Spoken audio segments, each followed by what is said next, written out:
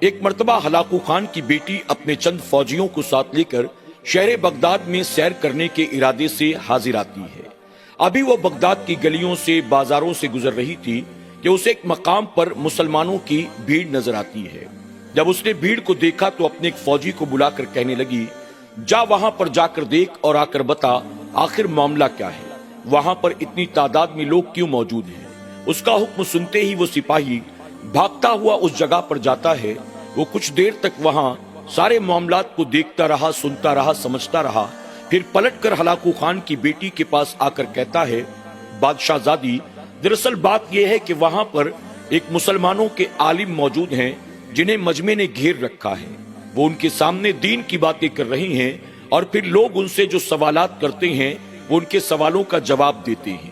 اس پر Hulagu Khan کی بیٹی کہتی ہے کہ ایک کام کرو، تم جاؤ اور جا کر اس عالم کو میرے پاس بلا کر لاؤ۔ اب چند فوجی جاتے ہیں اور جا کر اس عالم دین سے کہتے ہیں، ہماری بادشاہ زادی نے یعنی ہلاکو خان کی بیٹی نے آپ کو یاد کیا ہے، آپ چلے ہمارے ساتھ۔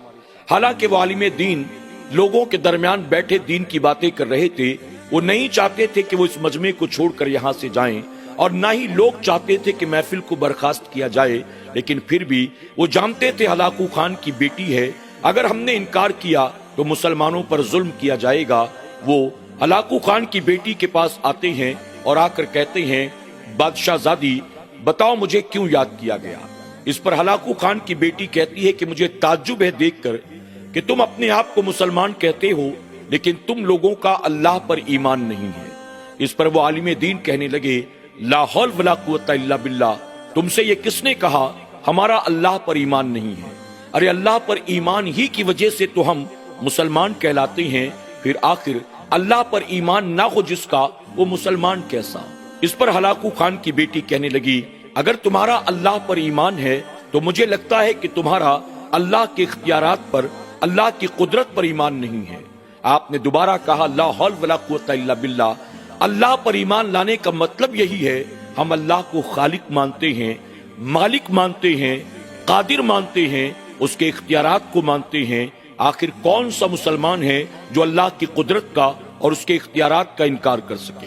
اس پر ہلاکو خان کی بیٹی مسکرا کر کہتی ہے، جب تمہارا اللہ پر ایمان ہے، اللہ کی قدرت پر ایمان ہے، تو تمہیں یہ ماننا پڑے گا کہ اللہ تعالیٰ تم لوگوں کے مقابلے ہمیں زیادہ پسند کرتا ہے، ہم سے محبت کرتا ہے۔ اس پر عالم دین نے کہا، بلا وہ کیسے، یہ بات آپ نے کیسے کہی؟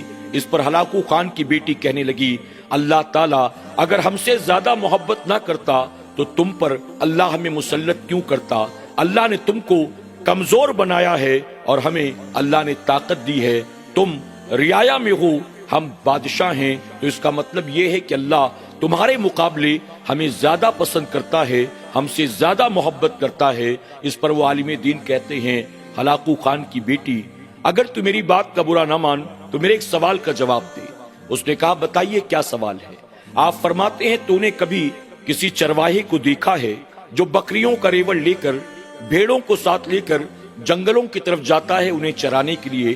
عالم دین کی اس بات کو سن کر شہزادی جواب دیتی ہے، ہاں میں نے بہت سے چرواہے دیکھے ہیں، وہ چرواہے اپنی بکریوں اور بھیڑوں کی ریوڑ کو لے کر جنگلوں کی طرف چرانے کے لیے جاتے ہیں۔ اس پر عالم دین نے کہا، پھر تو نے یہ بھی دیکھا ہوگا جب چرواہے بکریاں اور بھیڑوں کو چرانے کے لیے جنگلوں کی طرف جاتے ہیں تو ان کے ساتھ دو چار کتے بھی ہوتے ہیں۔ شہزادی کہنے لگی، ہاں میں نے یہ بھی دیکھا ہے، ان کے ساتھ کتے بھی ہوتے ہیں، آپ آخر کہنا کیا چاہتے ہیں؟ اس پر وہ عالم دین کہتے ہیں، شہزادی کیا تو جانتی ہے جب چرواہے اپنی بکریوں اور بھیڑوں کو چرانے کے لیے جنگلوں کی طرف جاتے ہیں تو آخر ساتھ کتے لے جانے کی وجہ کیا ہے؟ اس پر شہزادی کہتی ہے، میں اس کی وجہ بھی جانتی ہوں، جب بکریاں یا بھیڑیں ریوڑ سے بدک جاتی ہیں، دائیں بائیں بھاگتی ہیں یا مالک کے کنٹرول سے باہر ہو جاتی ہیں تو اس وقت چرواہا اپنے کتوں کو ان بکریوں کی طرف دوڑا دیتا ہے اور پھر وہ کتے ان بکریوں کو گھیر کر دوبارہ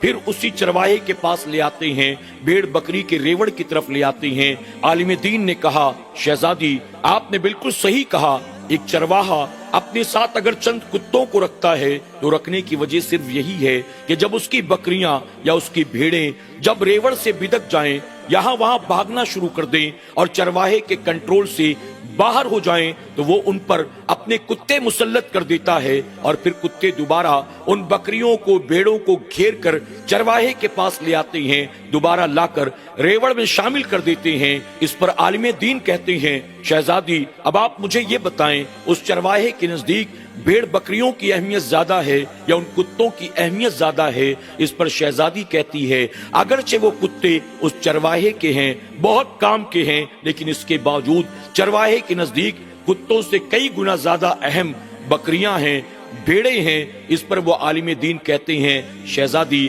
آپ نے بالکل صحیح سمجھا، بس اسی طرح سے اللہ تبارک و تعالیٰ کے نزدیک آپ لوگوں کی حیثیت سوائے ان کتوں سے زیادہ کچھ بھی نہیں ہے۔ جب اللہ کے بندے اللہ کی نافرمانی کرتے ہیں، بغاوت کرتے ہیں، اللہ کے حکم کو نہیں مانتے ہیں، بدکتے ہیں، اپنی مرضی کے مطابق یہاں وہاں بھاگنا شروع کر دیتے ہیں، تو اللہ تعالیٰ تم جیسے کتوں کو ہم پر مسلط کر دیتا ہے تاکہ انہیں گھیر گھار کے دوبارہ اللہ کی بارگاہ میں لایا جائے، اللہ کی بارگاہ میں رجوع کیا جائے، اپنے رب کی بارگاہ میں توبہ کر لی جائے۔ جب تک ہم پلٹ کر واپس نہیں آ جاتے ہیں تب تک کتوں کی اہمیت ہے، اس کے بعد کتوں کی اہمیت ختم ہو جائے گی۔ اللہ اکبر۔ ہلاکو خان کی بیٹی نے جب یہ سنا وہ حیران رہ جاتی ہے۔ ناظرین اکرام، واقعی عالم دین نے جو کہا وہ بالکل صحیح ہے۔ آپ موجودہ دور میں بھی دیکھیں تو معاملات یہی ہیں، جب مسلمان اللہ کی نافرمانی کرتا ہے، اللہ کے حکم کو نہیں مانتا ہے، اپنے نبی کے حکموں سے بغاوت کرتا ہے، تو اللہ تعالیٰ ایسی صورت میں ان پر ظالم حکمراں مسلط کر دیتا ہے۔ اور جب ظالم حکمراں ظلم کرتے ہیں تو بندے پھر پلٹ کر رب کی بارگاہ میں رجوع کرتے ہیں، توبہ کرتے ہیں، اپنے رب کو منانے کی کوشش کرتے ہیں۔ جب مصیبتیں آتی ہیں تو سجدے میں سر جھکا دیتے ہیں، دعا کے لیے ہاتھ اٹھا لیتے ہیں۔ اللہ ہمیں اور آپ کو اپنے رب کی اطاعت و فرما برداری میں اپنی زندگی کو گزارنے کی توفیق عطا فرمائے اور اپنے آپ کو ہر طرح کے گناہوں اور برائیوں سے بچانے کی توفیق عطا کرے۔ آمین یا رب العالمین۔